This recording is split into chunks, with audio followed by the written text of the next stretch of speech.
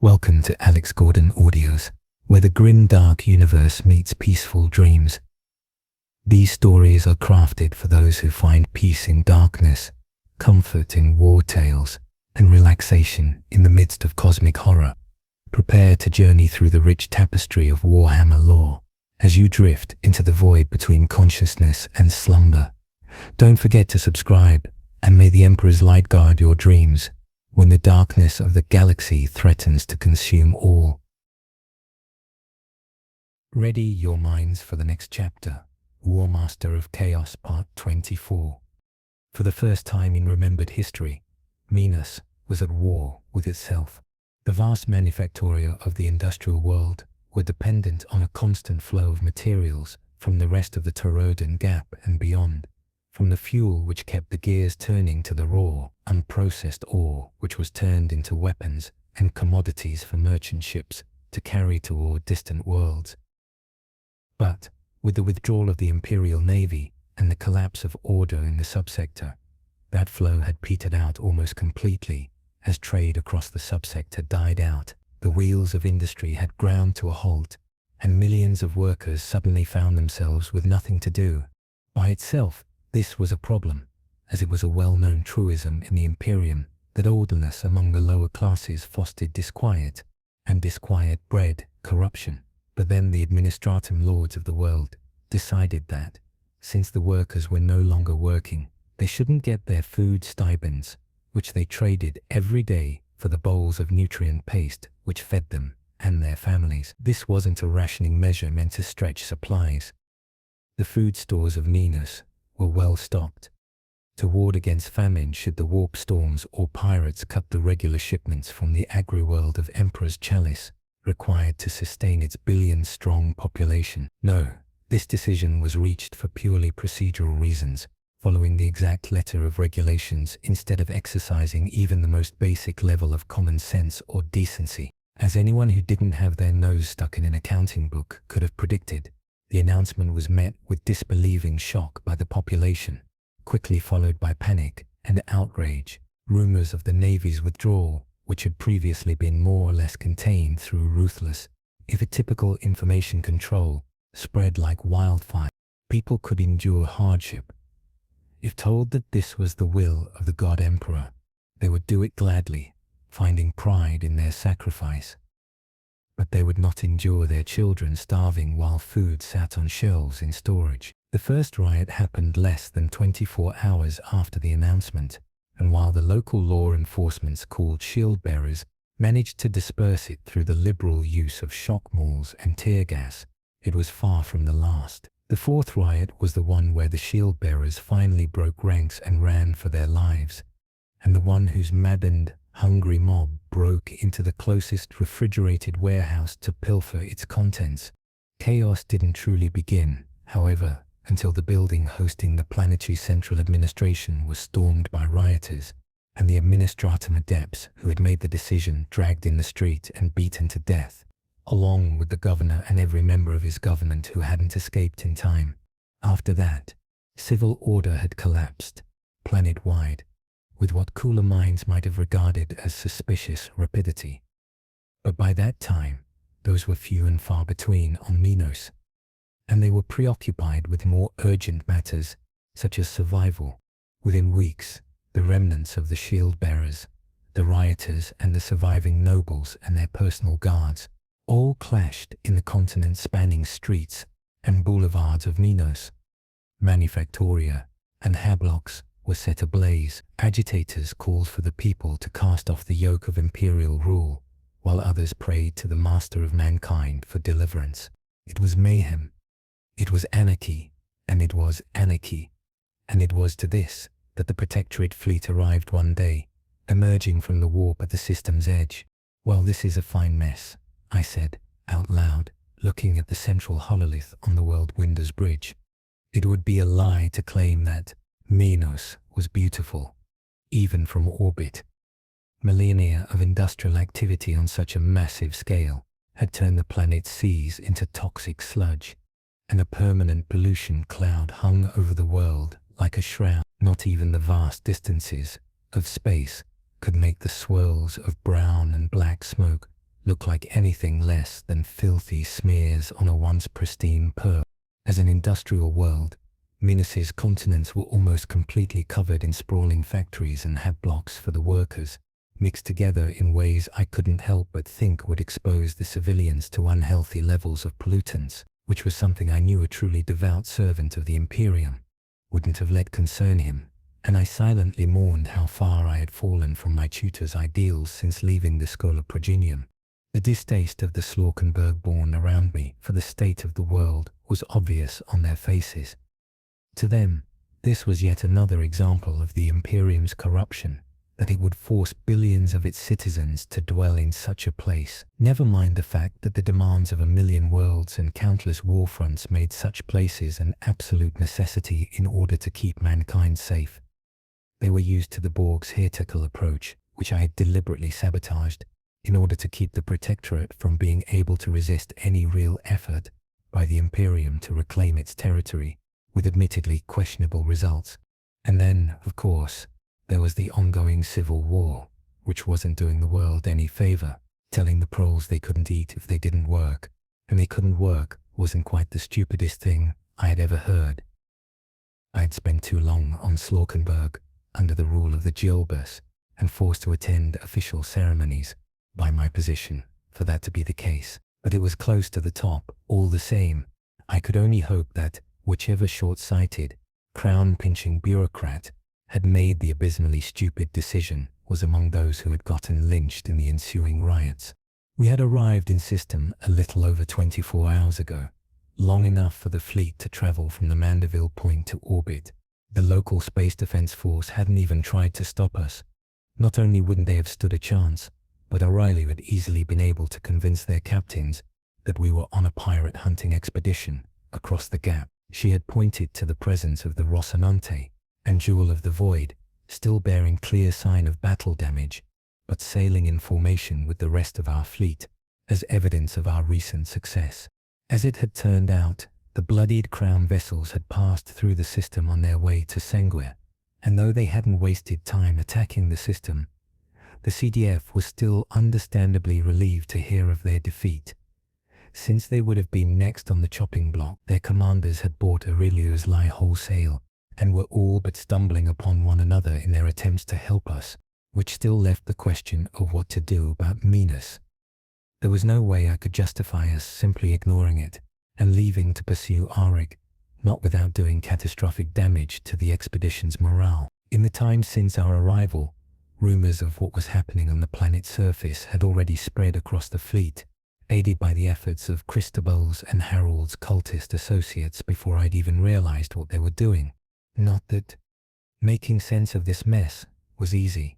The ZSDF had been our main point of contact, as they had stayed out of the Civil War by virtue of not wanting to open fire on the planet from orbit, and with the governor and most of his staff dead, there wasn't anybody left with the authority to order them to in any case. They had done their best to keep track of things, but they weren't trained for that kind of work.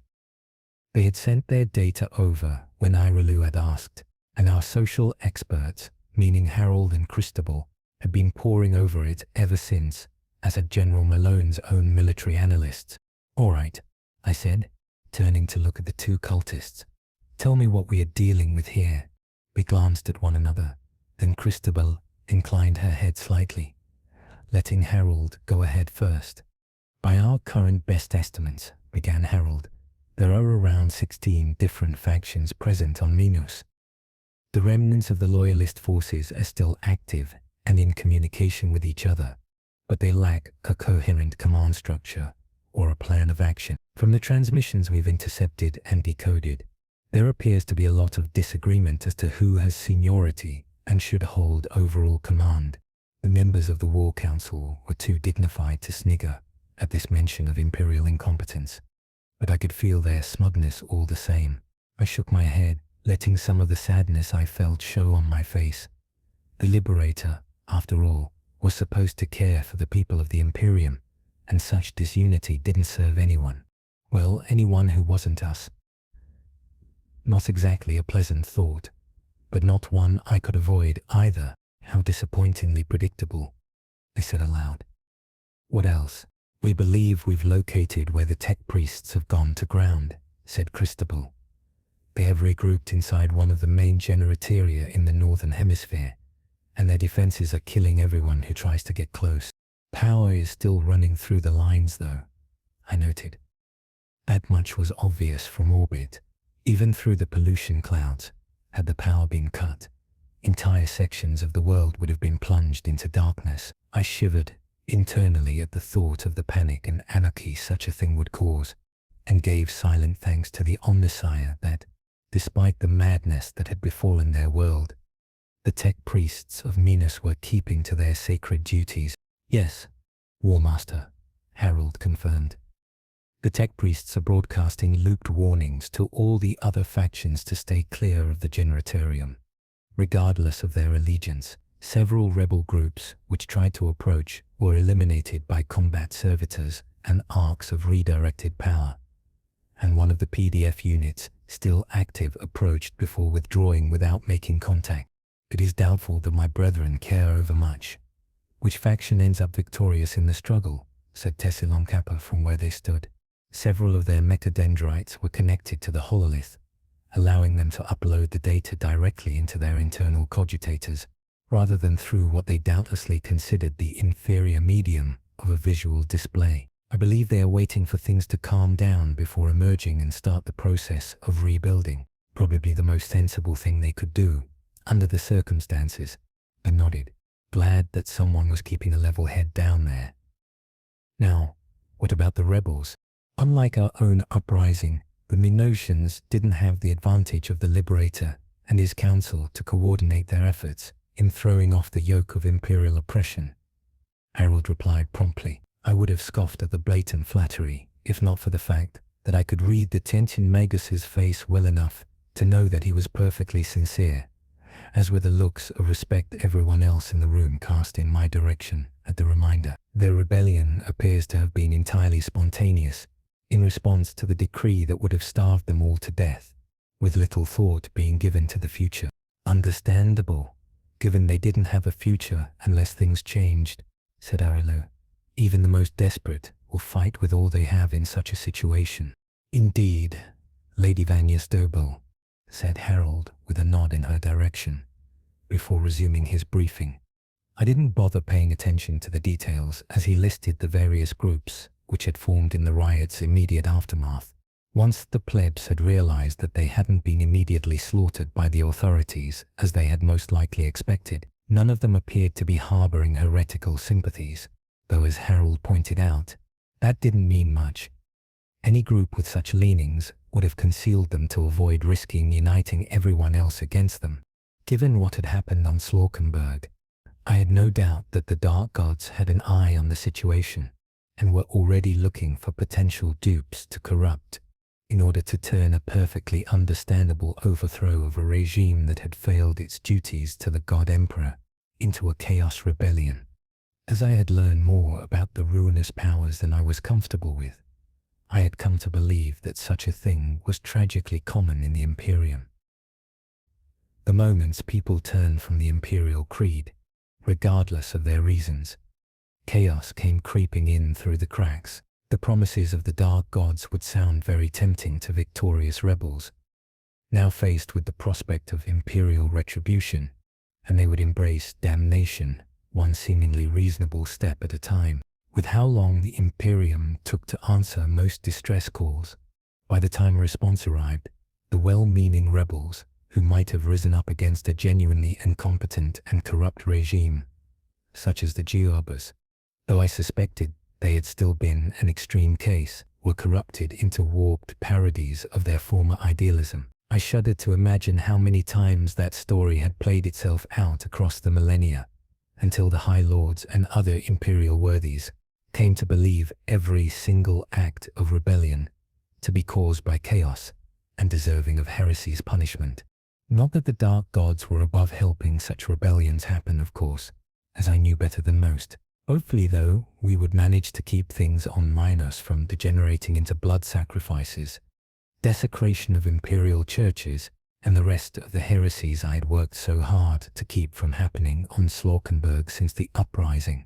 Once Harold was done, All eyes turned on me, and I quailed internally at the expectations I could see in all of them. I knew what they were all expecting me to say, what my reputation demanded that I say, but I had no interest in getting dragged into an urban war zone. This wouldn't be like the cleansing of Skyttafall or the purge of the broodspawns on Cassandran. Dangerous as both of these fights had been, the factions on Minos were made of sentient, intelligent people. Well, apart from whatever bureaucrats had survived, I suppose, but they weren't likely to pick up a lasgun and try to be useful for once. And that would make the planet death trap. I remembered enough of my scholar tutor's lectures to know that there were few battlefields more dangerous than a city, where every window might conceal a sniper, and every intersection was a potential ambush point. The USA's power armor might be proof against nearly every weapon we could expect to find on the planet, but even it couldn't protect its wielder from things like improvised explosives or collapsing buildings.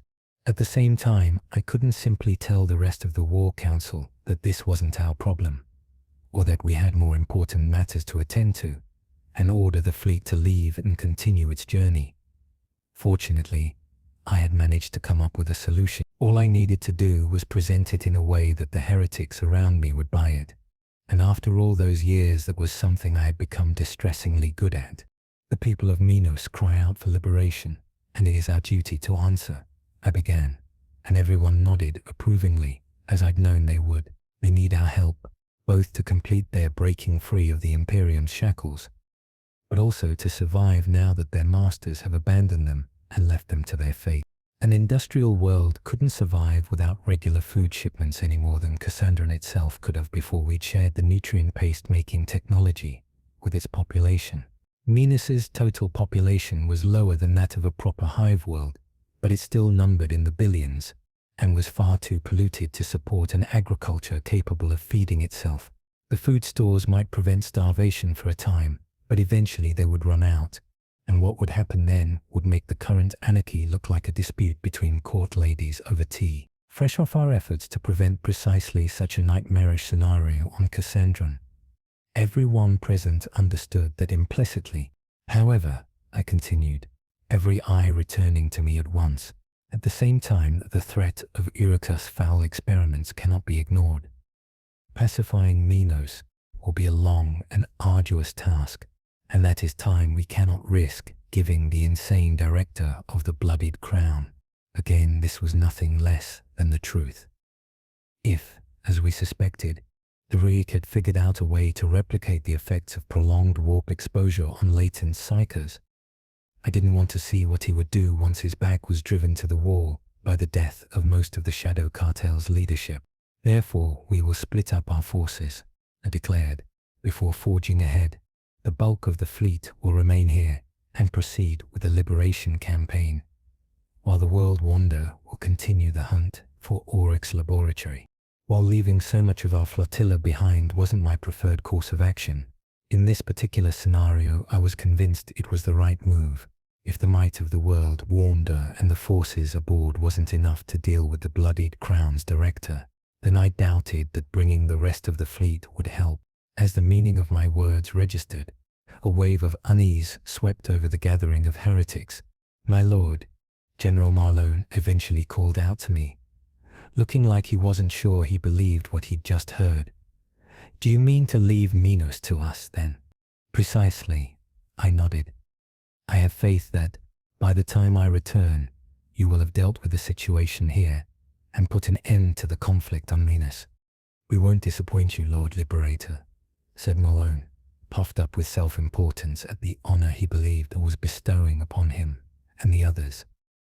Around him, the rest of the War Council followed suit, although I didn't miss the quick glare Cristobal directed at Aurelio for some reason. I know you won't, I lied with a smile on my face.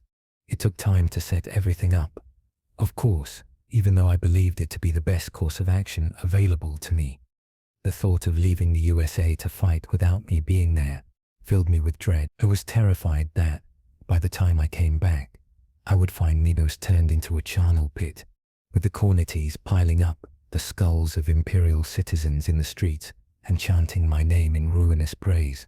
I knew objectively that such a thing was extremely unlikely, but I still made sure that the handmaidens and Cincian Magi left behind to help coordinate efforts were fully aware that under no circumstances were they to resort to demonic summoning or any other sorcerous manipulation of the people of the industrial world. I didn't go quite so far as to tell them I would kill them myself if they broke my prescriptions the moment my back was turned, but I implied it as strongly as I dared.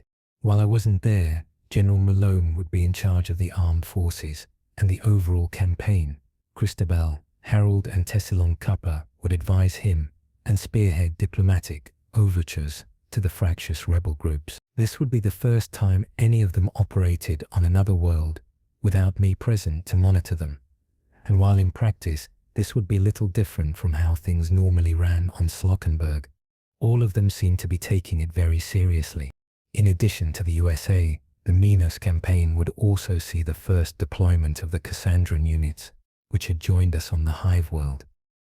The vampires and their PDF escorts would be under Malone's command and treated the same as the rest of the USA forces, which would take part in the planetary operations, albeit with some restrictions to keep the proles from discovering their true nature and descending into perfectly understandable panic at the presence of blood-drinking mutants in their midst. I worried about all the ways in which this could go wrong. But if the vampires turned out to be unreliable, then it was better to find out as soon as possible. And since I wouldn't be there, Akivasha couldn't blame me for any issue, nor would she be able to react violently. Among the USA, Lieutenant Nathan's platoon had been selected for the dubious honor of accompanying me. From what I'd gleaned in our brief conversation on the matter, they thought it was an acknowledgement of their bravery during the boarding of the Jewel of the Void, and looked forward to getting some payback on Auric for sending the words their way. It was obvious that the lieutenant was haunted by how there'd been nothing he could do as his people burned to ash in front of him, and how Akavasha and I had needed to deal with the would-be assassins ourselves, while he and his unit stood there, paralyzed. I didn't want him to take stupid risks in a misguided attempt to reclaim his honor, though not while I might need to hide behind him. So I made sure he understood that hadn't been his fault, which was true, and he still had my full confidence, which wasn't, but he didn't need to know that. Hector also insisted on accompanying me, and I agreed without hesitation. Subta was already going to come with the Worldwounder and Aurelio, and I was of the opinion that one could never have too many Astartes to hide behind. You will need to be cautious, I advised Malone during our final meeting. I suspect there is more at play here than what we can see. I had little idea at the time of how prescient those words would end up being. Mostly, I was unsuccessfully trying to convince myself that surely the Administratum wasn't that incompetent as to lose an entire world to rebellion in such a stupid manner, and there was something else at play. The rest was me covering my own backside by making a show of worrying so that no one could blame me if things went wrong in my absence. And if they didn't, I was confident nobody would remember my overabundance of caution. Before we left, I gave one last speech that was broadcast across the fleet, telling them that while I regretted not being able to lead them in battle once more, I trusted them to do the Protectorate proud. I played into my image as a modest leader, joking that they didn't need me to hold their hands, before reminding them that the people of Minos weren't the enemy and that we were here to help them, not kill them. The last thing I did before departing the Minos system was contact Zariah back on Slockenberg. I'd already informed Jaffa that I'd be out of touch for some time, but I wanted to tell her in person too. She wasn't happy about learning that I would be unable to call her again, but she understood that it was inevitable.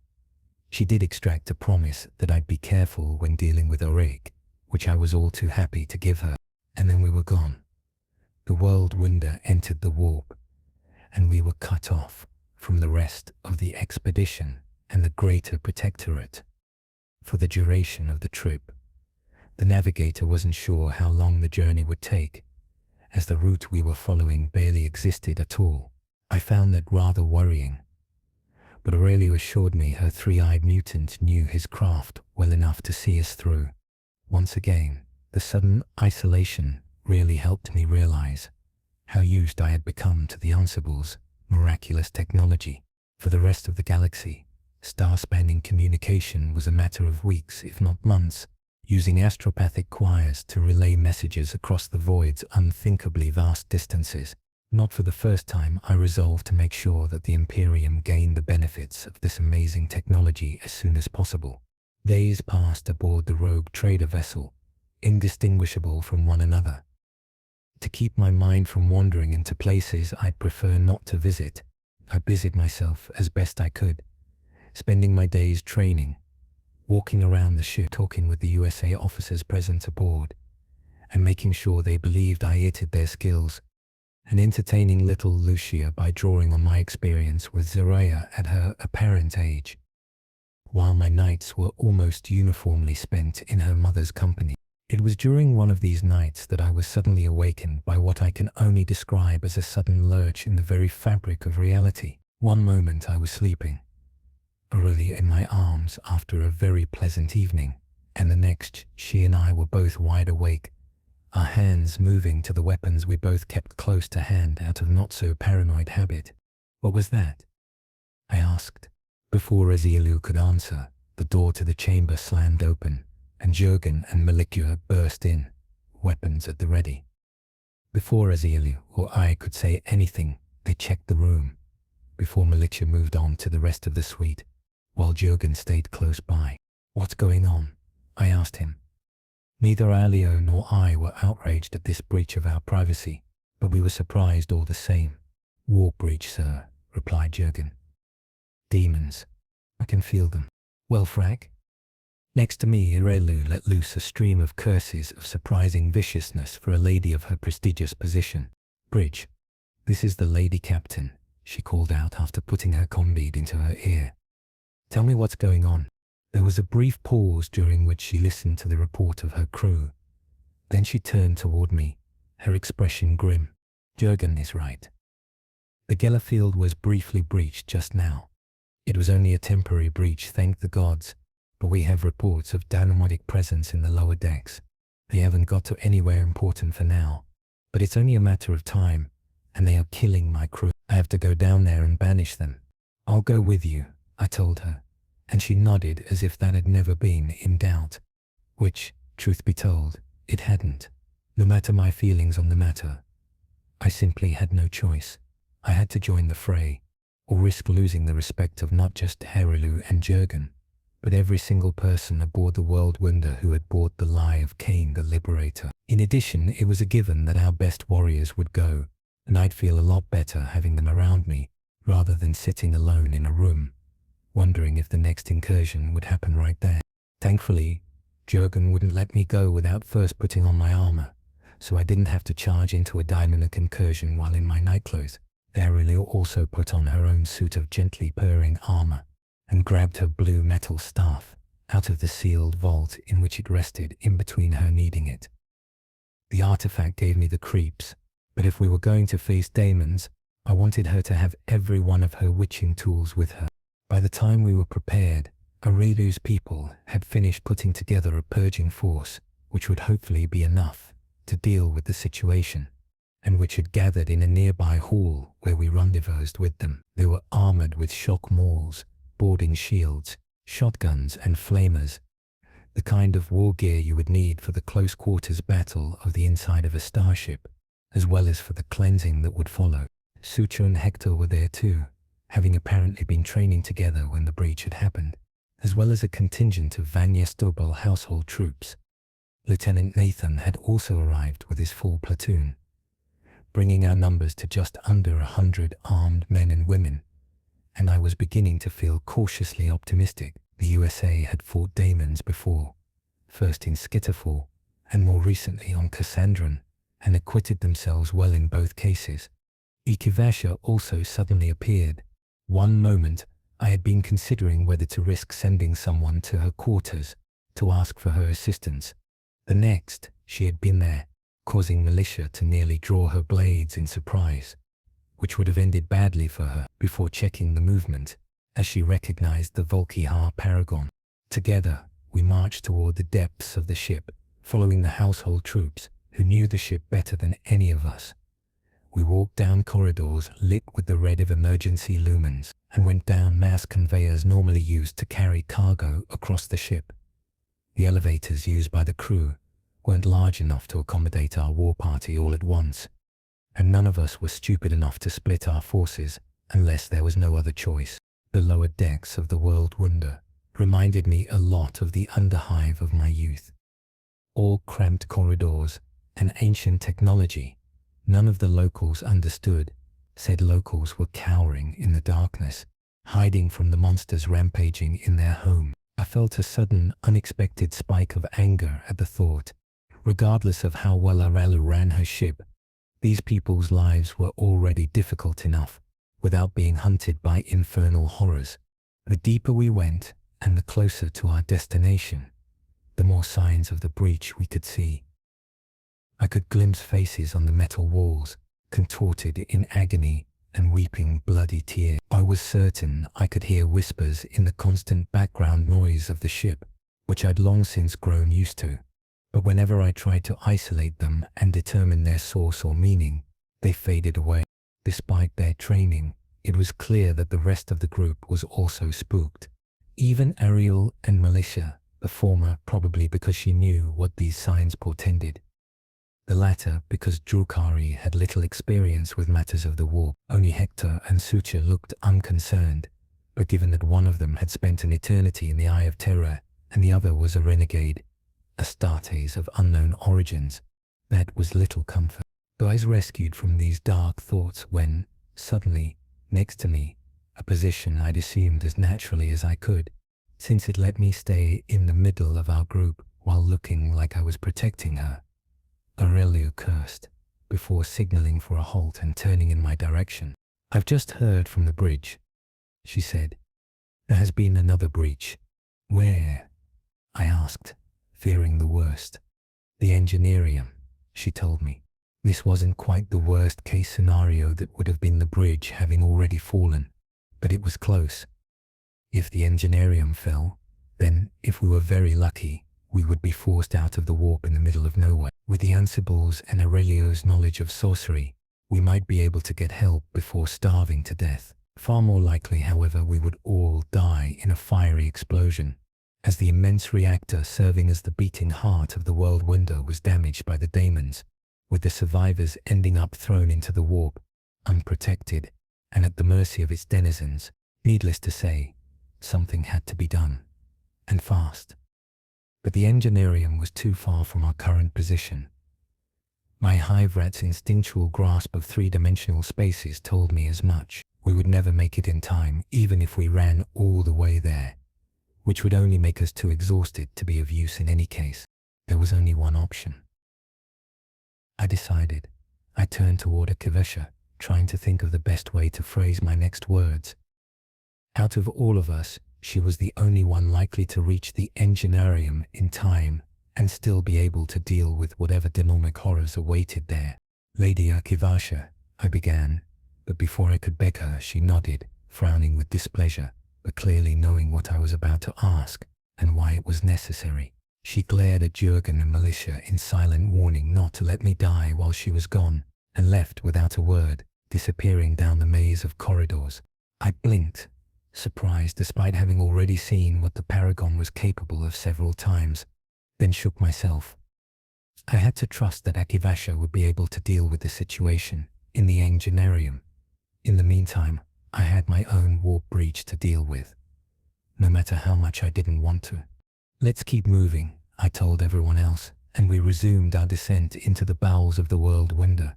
Almost an hour later, we found the daemons inside a vast space that appeared to have been a chapel to the God Emperor before its desecration. Despite Aurilu's allegiance to the Chaos God Tzintik, I knew that most of her crew was ignorant of their mistress' heresy, and she let them worship as they pleased rather than go on a purge of her own people, not out of any lingering loyalty to him on earth, mind you, but rather out of simple pragmatism. Replacing the Emperor-worshipping crew would be a costly endeavor, and their presence helped hide her own treachery when dealing with the Imperium. The statue of the Emperor at the far end of the chamber had been thoroughly desecrated now. However, It was daubed in blood and gore, and its face had been broken off, leaving the icon faceless, unable to witness the carnage wrought upon his domain. My gaze was quickly drawn away from the sight, however, as far more dangerous blasphemies attracted my attention. Tall, hulking figures with red-scaled skin, hooved feet, and long black horns and longer black blades stalked across the deck. The air shimmered around them like it did above the roads of Slockenberg on a warm summer day. Even from this distance and through the rebreather on my helmet, I could smell the appalling stench of carnage and furnace heat that emanated from the bloodletters, grunted Hector. The foot soldiers of the war god. I don't care what they are, hissed Aralu. They have killed my crew. They'll pay for that. The amount of spite in her voice surprised me. Looking around, I saw the same expression of barely controlled fury on the exposed face of every Van Yastobel guard. In the way the USA troopers were clutching their weapons tightly, and though they were silent, I read the tension in Suture's and Militia's body language, the barely restrained urge to charge and start killing. But it wasn't until my eyes fell on Jurgen, and I saw the faint traces of lightning crackling around his armored hands, that my stomach dropped. Something was very, very wrong here. Anger, in the moment before battle, was a perfectly natural response. At least it was for humans. I had no idea whether the same applied to Druaga. But this was more than that. My escort, on whose effectiveness depended my safety, was behaving like a bunch of penal troopers hooked up on slaughter. Given we were approaching a nest of daemons spawned in the depths of the warp, as echoes of fury and bloodshed, it didn't take an inquisitor to figure out what was going on. Control yourselves, all of you, I barked in my best commissarial voice. Don't let these creatures' influence twist your will. You are soldiers, not barbarians. Act accordingly. There was a pause, during which I worried my authority wouldn't be enough to drag them back to sanity. But then, by the Emperor's grace, or that of someone else, it worked. Nobody relaxed. We were still faced with a bunch of soulless monsters from the Sea of Souls, but some of the crazed tension dissipated and discipline reasserted itself. Thank you, Ciaphas, said Aelior bashfully. You're welcome, I replied on reflex.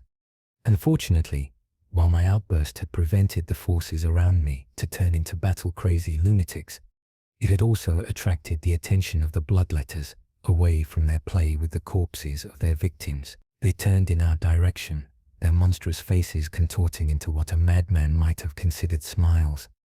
But before they could charge us, one stepped forward, and they all recoiled, letting it go first. It was tall, taller than me, taller than the other daemons around it, taller even than Hector and Suture. In its left hand, it held a blade like that of its kindred, though larger and decorated with metallic spikes that would have looked ridiculous on a mortal weapon. From its back hung a cloak of skulls, human orc, Eldar, and many other Xenos breeds. I didn't recognize, tall as it might be compared to its already far too large kin. It was still far smaller than Hashagig or Gurugath had been, and since its manifestation hadn't required massive planet-wide rituals, it had to be less powerful than either of the two greater servants of Nurgle-Difurth had fought in the past. And yet, looking upon it, I felt a sense of dread deeper and more visceral than even these two had conjured within me, impossible though it seemed. It looked straight at me with eyes that were twin pits of hellfire, and terror came over me like a suffocating shroud. I stood there as darkness closed in around me, until there was only the infernal champion and the promise of death it exuded. Then it opened its mouth, revealing impossible long fangs, and spoke. I am Ruziel. It called out, each syllable clawing at my brain. Skulltaker, herald of the blood god and his sacred executioner, and I have come for you, Ciaphas Cain.